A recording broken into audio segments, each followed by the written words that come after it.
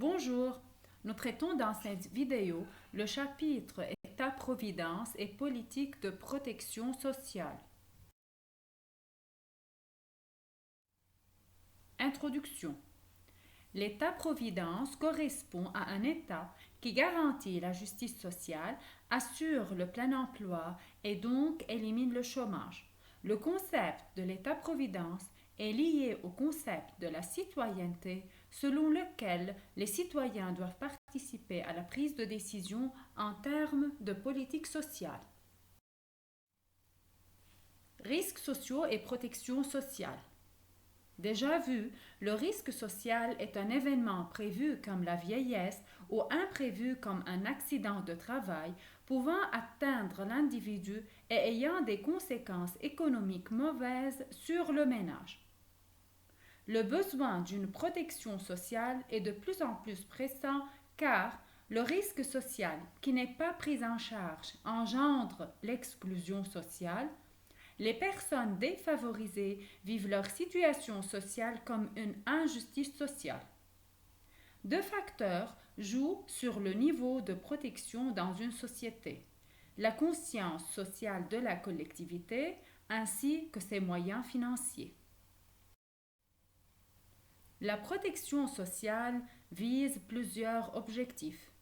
Un objectif social, une protection contre les conséquences négatives des risques sociaux, un objectif économique, préserver et renforcer le capital humain par des dépenses sur l'éducation et la santé, un objectif démographique, réduire la mortalité infantile, accroître l'espérance de vie, etc.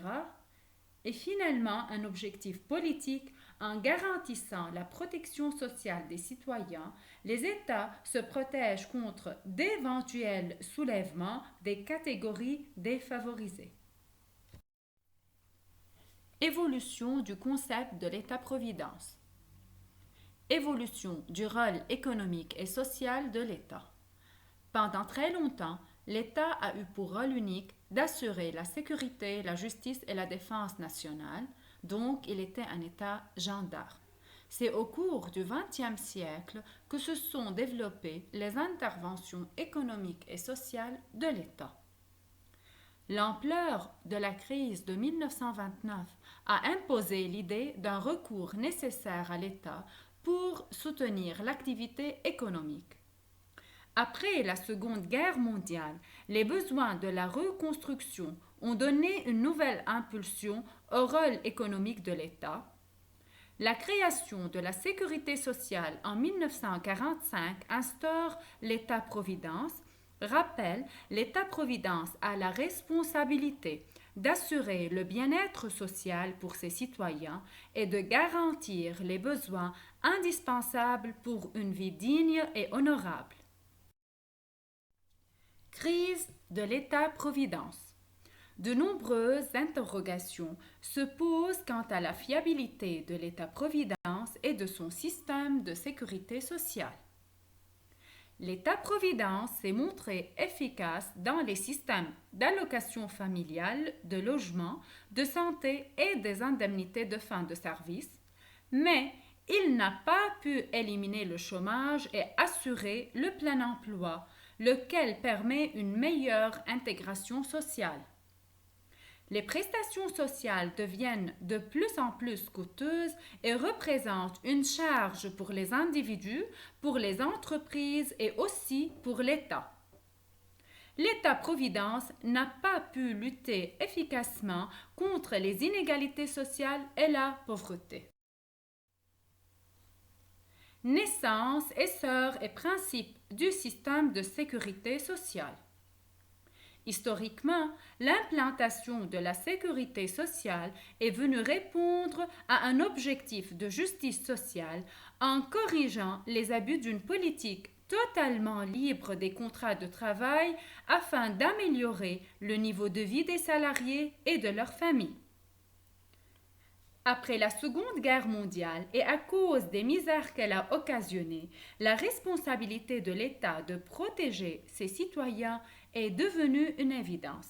Il y a eu alors extension des programmes de protection sociale.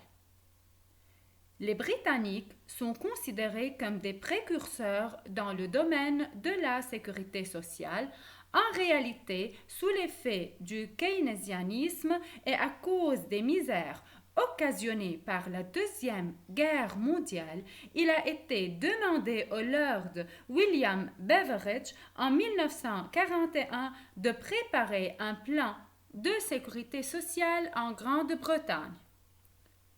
Selon le rapport Beveridge, la sécurité sociale vise la libération de l'homme du besoin et de la nécessité. Elle doit être associée à une politique de plein emploi.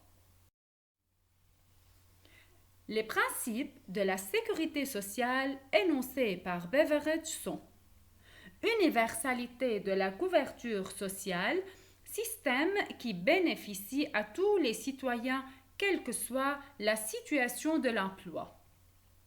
Unité des avantages accordés, le montant de l'aide accordée aux bénéficiaires du système est le même quel que soit le niveau du revenu. Simplicité des procédures, une seule contribution couvre tous les risques. Fondement du système de sécurité sociale.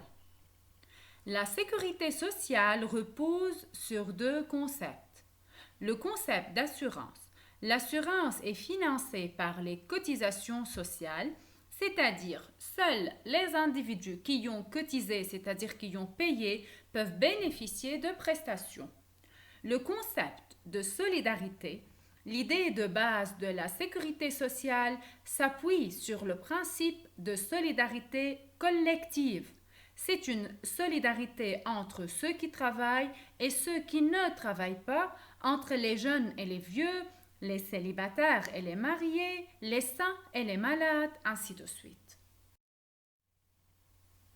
Ainsi, l'application du système de sécurité sociale dans une société implique son passage de la solidarité primaire, c'est-à-dire familiale, confessionnelle, tribale, etc., à la solidarité sociale.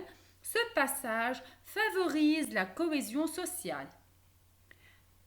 Certains pays ont noté dans leur constitution le droit de leurs citoyens à la sécurité sociale.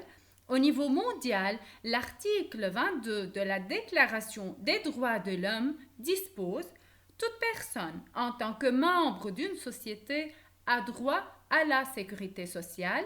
La sécurité sociale permet à toute personne d'obtenir la satisfaction des droits économiques, sociaux et culturels indispensables à sa dignité et au libre développement de sa personnalité.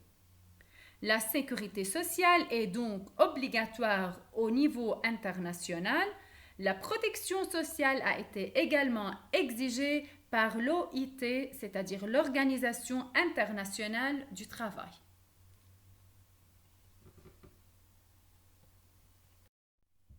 Fonction de l'État-providence. L'État-providence a la responsabilité d'assurer le bien-être social à ses citoyens et de garantir les besoins indispensables pour une vie digne et honorable. Pour couvrir les dépenses de la politique sociale, l'État-providence a recours conjointement à l'impôt progressif et aux transferts sociaux. Ainsi, la fonction de l'impôt ne se limite plus au financement du trésor public, elle devient un instrument de politique sociale à travers la redistribution des revenus. Dans ce sens, l'impôt consolide la solidarité sociale. On identifie trois fonctions principales des politiques sociales. Garantir l'équilibre par le biais de législation. L'État agit sur l'emploi et sur le chômage, salaire minimum, code du travail, etc. L'État diminue les dépenses publiques en période d'inflation et l'État assure l'équilibre économique et social. Comme deuxième fonction, allouer les ressources publiques. L'État finance les secteurs de biens publics, infrastructures, défense militaire, ainsi que d'autres secteurs comme l'éducation, le logement, la santé, etc. Avancée des services sociaux, l'État agit sur la santé, la vieillesse, le chômage, etc. Il vise l'objectif de l'égalité entre les citoyens en accordant des avantages à ceux qui en ont besoin par l'intermédiaire des impôts progressifs et des transferts sociaux. Évolution de la politique sociale au Liban avant la guerre libanaise. La politique sociale au Liban va passer par 4 mandats. Avant le chéhabisme, période chéhabiste, mandat de Charles Hello et de Sleiman Franji. Avant le chéhabisme, durant la période mandataire et par inspiration de la politique sociale adoptée en France, des législations ont été promulguées pour la protection des femmes, des enfants, ainsi que pour l'organisation des relations professionnelles. Des écoles et des hôpitaux publics ont été construits. Après l'indépendance, le 22 novembre 1943, et sous la pression exercée par les partis politiques et les syndicats, les autorités libanaises ont promulgué une série de lois ayant rapport aux questions sociales, le droit du travail libanais le 23 septembre 1946 et des lois concernant la santé publique, la situation des femmes et des enfants. Période chéhabiste. Avant la période chéhabiste, la solidarité tribale, familiale et confessionnelle l'emportait sur la solidarité nationale dans l'affrontement des risques et des problèmes sociaux. La présidence de Fouad Chahab représente un signe particulier dans la vie politique libanaise à travers son adoption du concept de l'État-providence. Désormais, c'est la solidarité nationale qui confronte les problèmes sociaux. Durant la période chéhabiste et en s'appuyant sur l'étude préparée par la mission IRFED, l'État a généralisé le transport public et les institutions sanitaires, encouragé la fondation d'organismes de développement, nous citons le Conseil national de recherche scientifique, le projet vert, l'Office de la production animale et l'Université libanaise, créer la Caisse nationale de la sécurité sociale et favoriser le développement de l'enseignement public. Charles Hello a continué la politique chéhabiste.